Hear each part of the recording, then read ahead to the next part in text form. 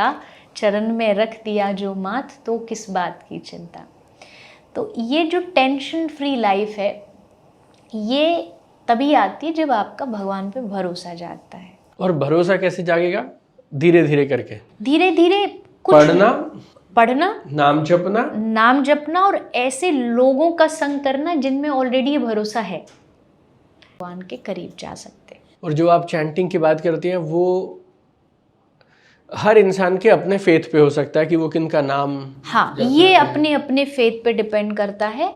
इसके लिए ट्राई ये करना चाहिए कि आपके एक स्पिरिचुअल गुरु होने चाहिए, वो डिसाइड करेंगे। इसमें भी आप उनको जाके बता सकते हो कि मेरा विश्वास इन भगवान में या इनमें है, फिर वो आपको उसी हिसाब से मंत्र देंगे। जस्ट लाइक आपको कोई भी आपको रोग होता है, आप डॉक्टर के पास जाते हैं, पहले अपनी बीमारियां बताते हैं कि मुझे ऐसा हो रहा है, मुझे दर्द होता है, फिर डॉक्टर प्रिस्क्राइब करता है कि ये वाली मेडिसिन आपको आपके रोग के लिए।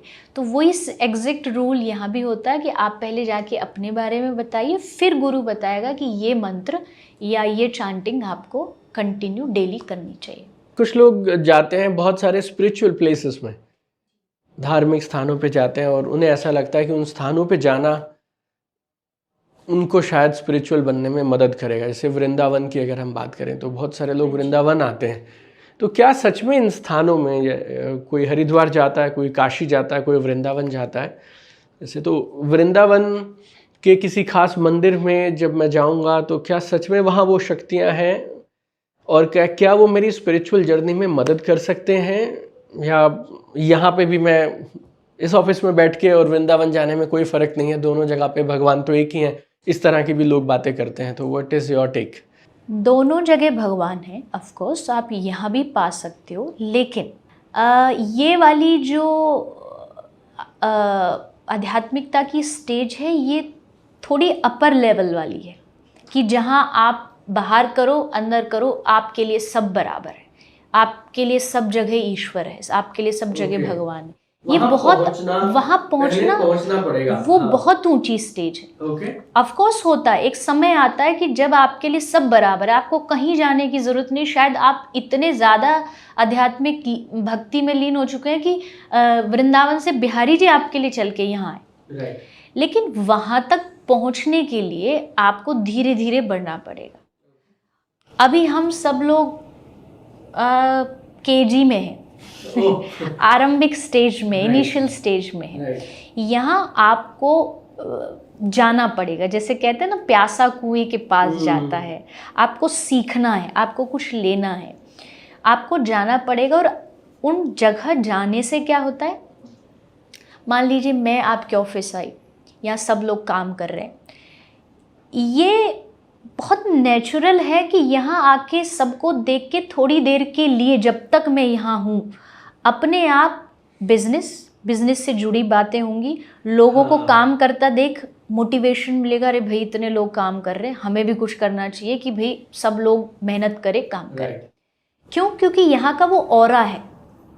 मुझे लगता है हम जो तीर्थ में जा रहे हैं, धाम में जा रहे हैं, वो केवल आध्यात्मिकता से जुड़ा नहीं है, हम वहाँ से उस वाइब्रेशन को कैच करने जाते हैं।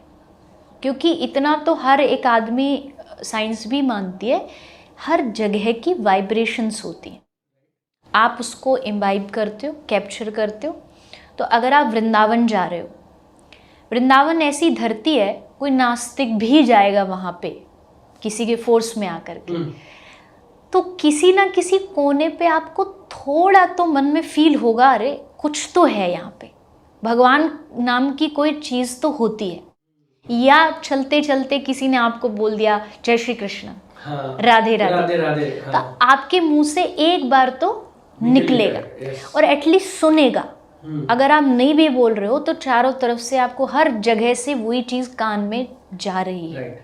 तो उस जगह का फ़ायदा ये है, कोई भी धाम हो, हरिद्वार, काशी, बनारस, वृंदावन, उन जगह पर जा कर के आप, मुझे लगता है आपकी बैटरी चार्ज होती है, आप वहाँ के पावर को अपने भीतर एब्जर्व कर पाते हो। क्या ये सब महसूस कर पाते हैं, या महसूस कर पाना नहीं कर पाना भी?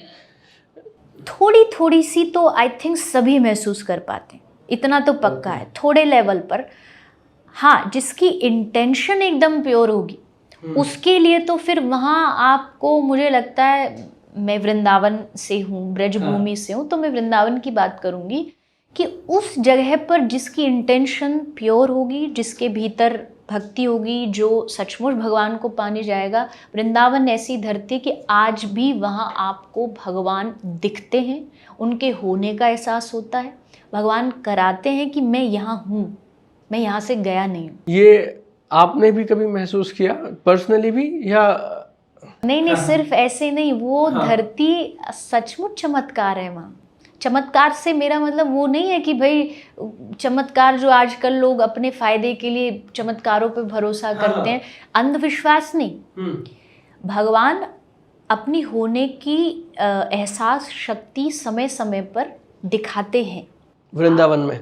बिल्कुल, आपको फील होती है वो चीज़ें कि लेकिन उसके लिए एक तो आपकी भावनाएं शुद्ध होनी चाहिए, आपका हार्ट प्योर होना चाहिए। वो उन्हीं लोगों को दिखाई सुनाई और एहसास होता है, सबको नहीं होता, क्योंकि हमारे ब्रज में एक संत कहते कृष्ण की बांसुरी आज भी सुनाई देती है वृंदावन में, पर सुनेगी उसी को जिसके कानों ने कभी किसी की बुराई ना सुनी हो, जिसके कानों ने किसी की निंदा नहीं सुनी हो।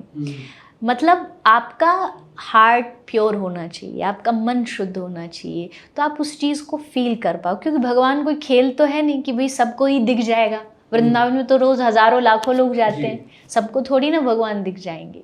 पर जो उसमें डूबा है, जिसको सचमुच भगवान से प्यार है, प्रेम है, उसके साथ भगवान लीला आज भी करते हैं, ये तो पक्का। कोई ऐसे प्रसंग या कोई ऐसी बात जो आपने सुनी हो वृंदावन के बारे में या कि बाकी बिहारी मंदिर के बारे में, जो आपको अभी भी चौंका देती है, या ये कैसे हुआ, और या भगवान है वहाँ पे? देखिए, एक नहीं, ऐसी तो आई थिंक हज़ारों कथाएं हैं जो हमारे ब्रज में जो संत रहे हैं, भक्त रहे हैं, उनके जीवन से जुड़ी हुई हैं। कभी भगवान ने आप भोजन प्रसाद रखा, पर्दा खोला तो भोजन नहीं था। कभी भगवान की बांसुरी कहीं रखी गई थी, वो कहीं और मिली है। भगवान के वस्त्र, उसमें भी बहुत सारे लोग भाव रखते हैं कि जैसे बिहारी जी को आप कुछ वस्त्र धारण करा रहे हो, आज उनका मूड नहीं है वो पहनने का, तो आप उनको कितना भी कोशिश कर लो, वो धारण ही नहीं करेंगे, वो पहनेंगे ही नहीं, तो मुकुट गिर जाएगा। तो उससे फिर अनुभव भक्त क्या होता है, देखो भक्ति में हमेशा कहती हूँ, भक्ति चमत्कार में भरोसा नहीं रखती, पर भक्ति प्रेम में भरोसा रखती है। प्रेम में कुछ भी हो सकता है। प्रेम में भगवान खा भी सकते हैं। एक वो भजन गाते हैं, कौन कहता है भगवान खाते नहीं, बेर शबरी के जैसे खिलाते नहीं। वृंदावन में कभी ऐसी कथाएं आती हैं कि भगवान आए अपने भक्त के लिए, जो भूखे बैठे थे उनको अपने हाथ से भोजन खिला के चले गए। राधा रानी आई, किसी को खीर खिला करके चली गई। तो ये कहानी कोई बनावटी नहीं है। वहाँ जिन्होंने, अब जो सब सारी दुनिया उसके लिए छोड़ के आ गया, वहाँ पड़ा है, तो उसके लिए भगवान क्या ये नहीं करेंगे? ज़रूर करेंगे। उसने भगवान से प्यार किया है। तो बिहारी जी हो गए, निधिवन जी हो गए, बरसाना हो गया, राधा रानी का मंदिर हो गया, राधा रमन जी हो गए। अब इससे बड़ा आपके लिए चमत्कार क्या हो सकता है? ब्रज के एक बहुत प्रसिद्ध, जैसे बिहारी जी हैं वैसे राधा रमन जी एक ठाकुर जी हैं, वो पहले शालिग्राम हुआ करते थे। भगवान शालिग्राम थे, गोपाल भट्ट गोस्वामी उनकी सेवा करते थे, एक संत थे। उनको लगा कि और जितने भी ब्रज के भगवान हैं सबके हाथ हैं, पैर हैं, सबको आँख हैं। शालिग्राम तो गोल होते हैं, उनका कोई आकार वो नहीं होता, स्वरूप। तो उनके मन में आया कि नहीं, मुझे तो ऐसा वाला प्रभु चाहिए जिसके हाथ हों, पाँव हों, मैं देख सकूं, उनका श्रृंगार कर सकूं। गोपाल भट्ट गोस्वामी स्नान के लिए गए यमुना जी, वापस आए तो जब गए थे तो शालिग्राम छोड़ के गए थे, आए थे तो वो 2 भुजा वाले चरणों वाले राधा रमन जी बन गए। अब एक मतलब इसका ये कि वो पत्थर नहीं है जिसको आप समझते हो भाई ये तो पत्थर है, ये तो मूर्ति है। मूर्ति अगर होती तो मूर्ति कैसे बदल सकती है?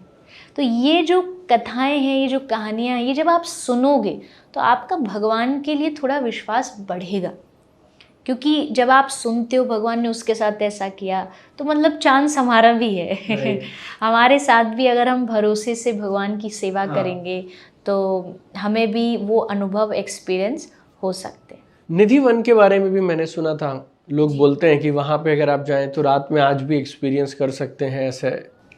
हाँ, ये प्रचलित बात है, प्रसिद्ध है। वहाँ पर होता भी है, रात को श्रृंगार रखते हैं, सुबह वो इधर उधर अस्त व्यस्त मिलता है जहाँ ठाकुर जी लीला करते हैं। ऐसा मानना है कि रात्रि को वहाँ रास होता है।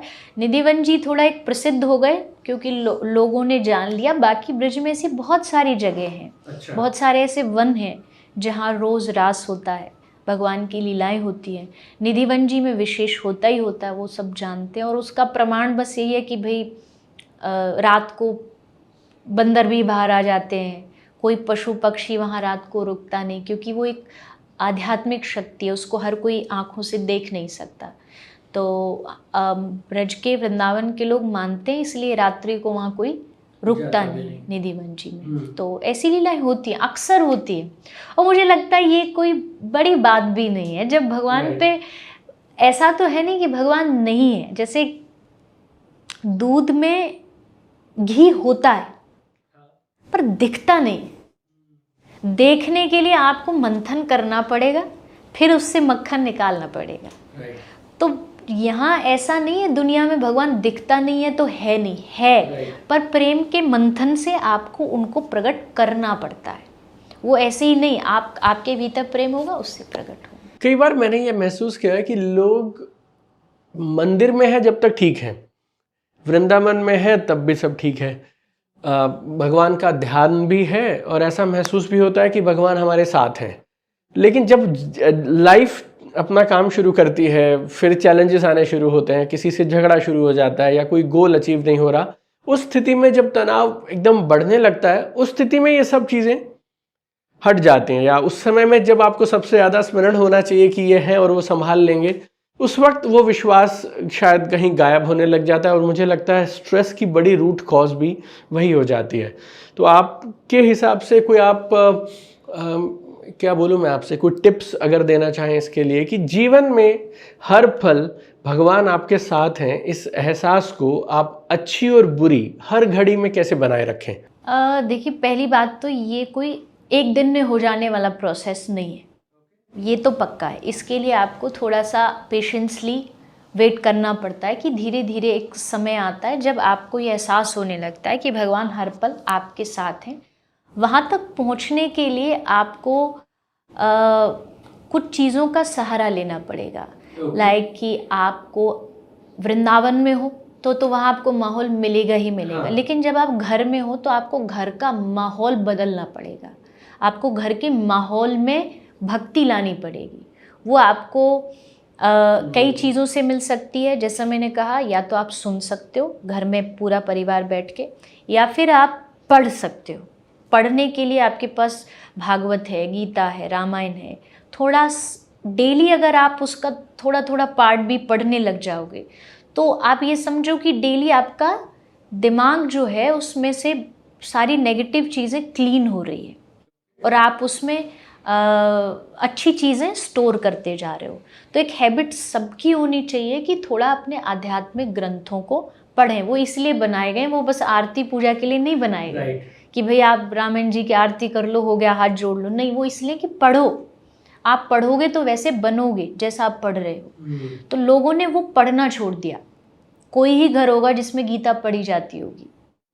जब वो आप पढ़ ही नहीं रहे हो, खुद नहीं पढ़ रहे, बच्चों को नहीं पढ़ा रहे, तो आप फिर कैसे आशा रखोगे कि भगवान पे भरोसा हो, मैं एहसास करूँ कि भगवान मेरे साथ है।